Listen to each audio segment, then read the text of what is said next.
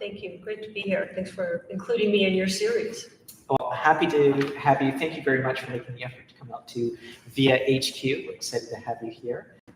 For everybody who's watching, and Davlin from Constellation Energy, we'll kick off with just some background questions. First, you've had a terrific career in energy and the environment in lots of different roles. In a way, a lot of people start their careers hoping to one day end up working in the White House. Yes.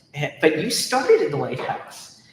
And I'd love to hear a little bit about, yes, you've done investing and research and now at Constellation, but how did you start your career in the White House? Right. So actually, I was even sort of one step before. I had, after college, I didn't really know what to do, and so I ended up in DC because my best friend had an extra room in a group house. Yeah. And I went to the Russell Senate office building to do an informational interview. Yeah. And ran into a friend I'd met over the years, Winston McGregor, and she said, "Oh my God, my office is hiring."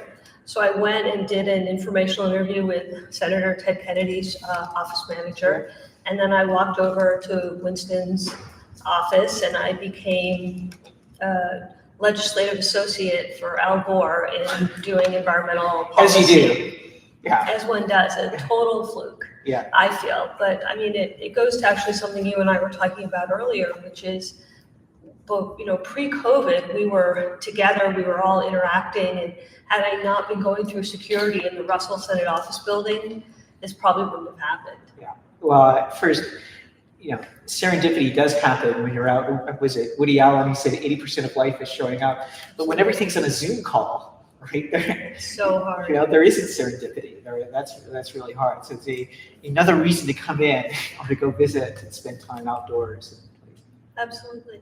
I do feel, I definitely agree with you. I think it's an incredible privilege to work in the White House. And I was part of a very young, early staff. And I actually found it, my joke is I was the only person in the White House who couldn't get a phone call returned because I was in Hillary Clinton's scheduling office and I was turning down events for her. So if you heard from me, it meant you wanted the First Lady and she wasn't coming to your event, or you were a surrogate. Right. And you had to go, and they wanted the First Lady and they were getting you. So, but it also wasn't really my passion. So fairly quickly, within several months, I found myself in the Pentagon in the first Office of Environmental Security. And that to me was an incredible privilege. Yeah. Well, it sounds like first when you said you started with Al Gore, that was before he was vice president, right? It was. He was in the Senate. He had run for president, Yeah. and he had already really been, climate was already his top priority. And I imagine his office, somebody is going to get in the notes is going to say that I'm misrepresenting, but I believe his was the only office that had two people working on climate. He had a more senior person in Katie McGinty, who went on to run CEQ. And then I was working on different projects for him in the space. And we actually were working on a bipartisan project around climate change around the world and looking at solutions where we brought in leaders from 6 countries, and it was really, Senator Kerry was focused on oceans because that was very much his focus. And, Senator Rudy Boschwitz from Minnesota was very focused on land and land acquisition and conservation. It was a very powerful time. So, you spent that time in the White House, and first with the senator and then the White House, Absolutely. and then on to the Pentagon. Right. And also, though, related to environmental sustainability, you were with the Office of the Secretary of Defense in Environmental Security. We do a lot of work with defense and in energy, and sort of curious about, how do you think about those two? Where does sustainability and climate start to match with defense? Well, first of all, I will say that I didn't know much about Department of Defense before I got there. And I was actually a little even resistant. I want to go to the State Department. Right. But fairly quickly I realized, what a privilege it was to work with, the men and women in uniform and the civilians. So essentially, the Department of Defense is the largest landholder in the federal government. And if you think about it, there's something like 350,000 buildings. There's 300 or somewhere between 300 and 500 bases across just across the U.S. Yeah. And so those are like small cities, right? They have to worry about energy efficiency. They have to worry about utilities. They have supply chain issues, bringing in food, and other other things we talk about, and some things that we don't. And so, fairly early on, you had the domestic realization by the military that there's a way to get to economies of scale in just, basic conservation. So, but then we had another situation, which was during the first Gulf War, we ended up losing a lot of troops, or we had some issues early on, because the combatants would wait till night and they'd listen for the zzz of the diesel generators, and then they would know where our troops were stationed. Right. And so the military fairly quickly started looking at replacing diesel when they could with solar. Yeah. They were looking at, we use our bases, our forward encampments use so much energy. They use larger batteries. So they started looking at more efficiencies. That actually happened. So during the first Gulf War, when George Herbert Walker Bush was president. So by the time Secretary Aspen came in, there was a real interest in trying to figure out how we can actually address climate. I think the other piece is, we talk a lot about how the military is involved in fighting wars, but a lot of them are fighting wars around oil or around resources. So General Shalikashvili, former chief of staff, actually used to say that we're fighting wars about oil today, but we're going to be fighting them about water tomorrow. And so the whole notion around environmental security, it became an economic security, and it was a national security issue. And we did, I guess the last piece I'll say about that is we looked at everything from efficiencies. It was also the first time that the services came together. So it was a purple task force, meaning Army, Navy, Air Force, and Marines came together to look at renewable jet fuel. Actually, I said that was the last, but I have one more piece, which is that it costs about $650 a gallon to bring fuel into a combat area. And you have to think about it. A fuel convoy is a sitting duck. Yeah.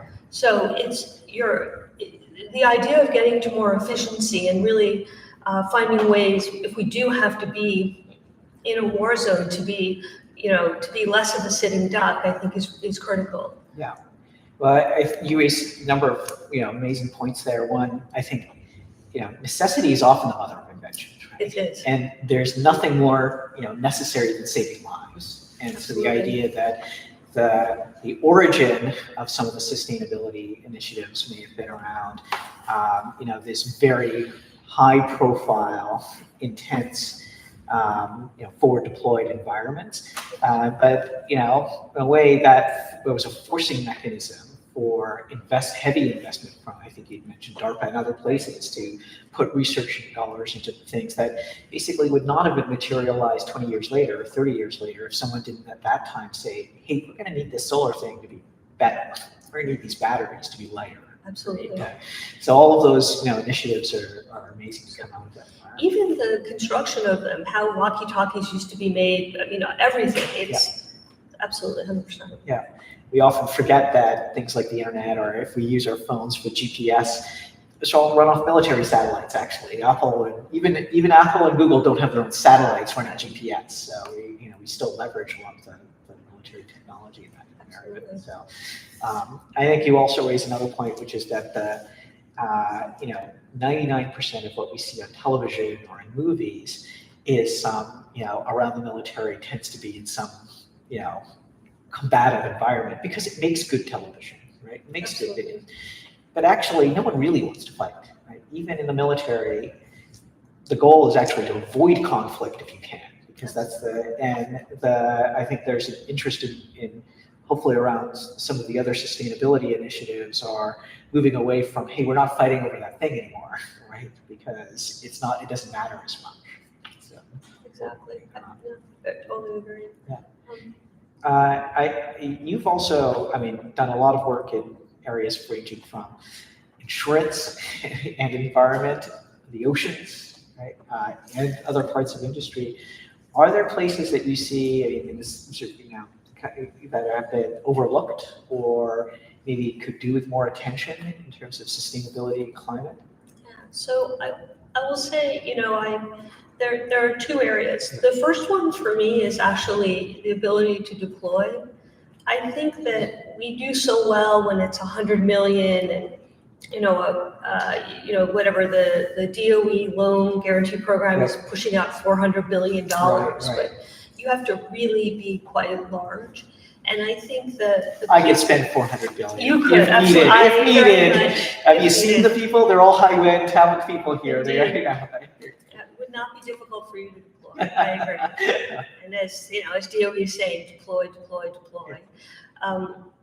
But for me, it's actually the smaller projects, and it's so I think one of the other things we talked about is when I was in the Pentagon, President Clinton, I believe his first executive order was for environmental justice, and I ran environmental justice for the Department of Defense, and the biggest piece for us was this whole notion of there are communities that are surrounding the bases that have some basic energy requirements, that it could be upgrading the grid. It could also be that they need like new heat pumps, and some of those issues we're certainly looking at today, however many years later, but we just don't have enough of a mechanism in place right now to actually scale those projects into communities. And part of it is the cost, right? At Constellation, we're a nuclear utility, and today it costs as much to build one of the nuclear power plants that you would think about when you think of nuclear power plants as it was to build a small-scale reactor, because of regulatory and all those pieces. So for me, I feel like the solutions are there, and the opportunities to create climate wealth are abundant.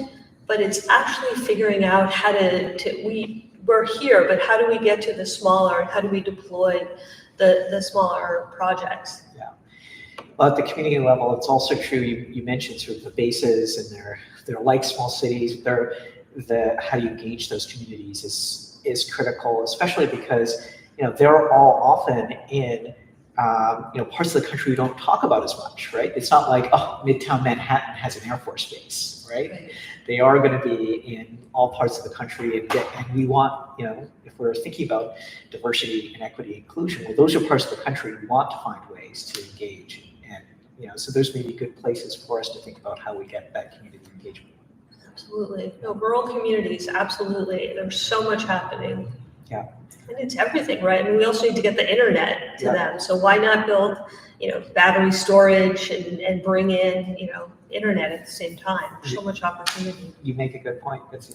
And you brought up Constellation and nuclear power, and you've can you tell us a little bit about your role at Constellation? Absolutely. So I have the privilege. I was at a startup in the climate data space called Dynamics, and our founder had done a carbon footprint of the U.S. that we can pull up by individual address or by city or every McDonald's franchise. And it isn't just that we can tell you the carbon footprint, we can help you with reporting, but we can also model ways to lower it. And this made a lot of sense for Constellation in the overall sort of strategy for commercialization. And so at the end of last year, Dynamics was acquired by Constellation Energy. And my role— Congratulations. Thank you. Thank you. Very exciting. Yeah. Very exciting.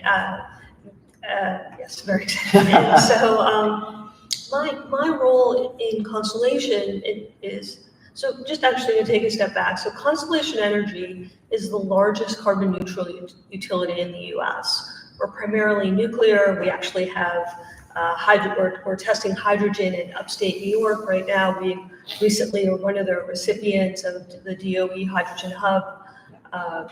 They're one of 7 facilities. We're very excited about that. We have a wind, solar deployment, and we have generation in 17 states. We have distribution in 48 states. So we work with at least 85% of the Fortune 500 companies. So that's kind of traditionally what you think. We maintain the infrastructure. We work with off-takers. There's a whole other section that's really being built out right now, and that's where I am in the commercialization. So we're looking at first, how can we help our existing clients understand their carbon footprint, their 24/7, their utility bills? How can we help them with RECs? All those pieces. And then also just how we can look at that sort of today, but how can we help, over the long term? There's so much happening in the space right now. I mean, every day you look at the newspaper and something else has come out about what's been happening in terms of the IRA deployment. Yeah. E2 just came out with a report that has some amazing statistics in it that I read yesterday and I didn't hold on to, but you should check it out. And so for me, what we're doing at Constellation is really helping the corporate clients that we have, the government clients, not-for-profits who are supporting other entities to understand their GHG emissions, but as a positive. So yes, you have to do reporting, but how can we do modeling to bring it down? How do we tie it to job creation and opportunity? So that's what I'm focused on. It's exciting. That's very exciting. It's in the old days, of course, big utilities and energy companies would have been associated with generation and then sending power down a line to somebody's home or an office, and that'd be it. Right. And now, it's not just the last mile; it's the extra mile of how do we make a difference on a day-to-day to improve. So it's terrific to see.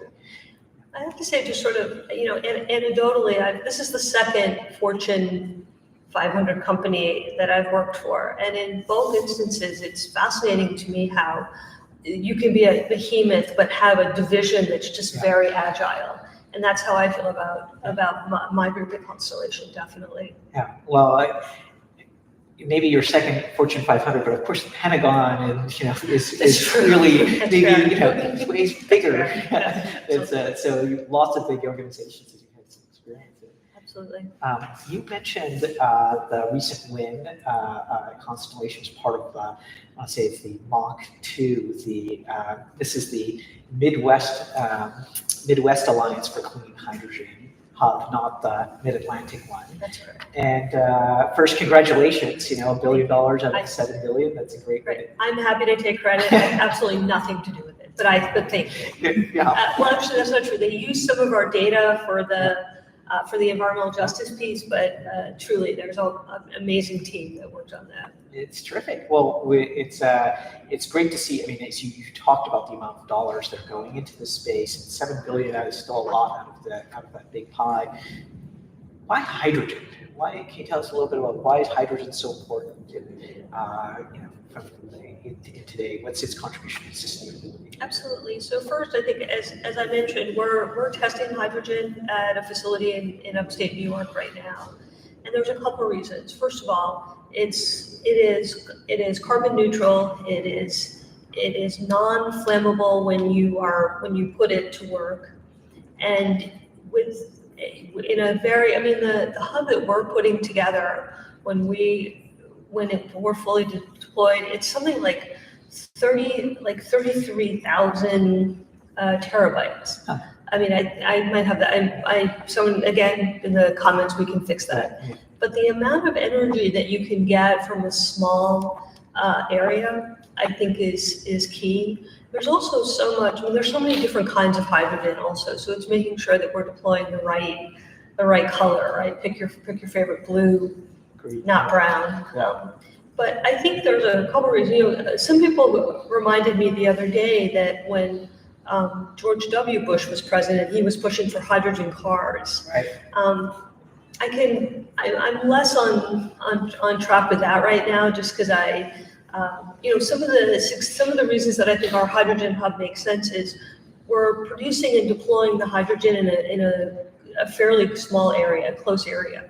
There's 4 states that are involved directly, and then there's an additional 3 states that will actually be taking advantage of it. So you have a shorter distance for distribution. Yeah. But it's very powerful, and once it's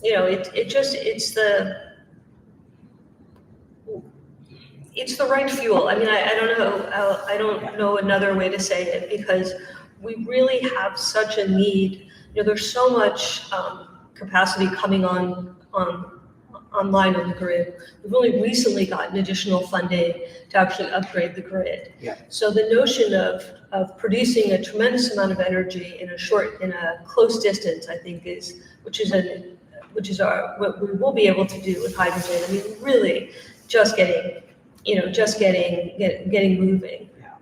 And I'm sure part of it also is as you say, is around the storage part of it too, which is, it's great when the sun is shining and the wind is blowing and we can generate lots of power, maybe sometimes more than we need. And if that could be used to create hydrogen, which then you could use later when it's dark or the wind isn't blowing, it's helpful to have that offset that's also natural along with it. Absolutely, that is true. And that is the other piece, is carbon neutral, so it's natural. We don't have to worry about emissions, which is key. Yeah.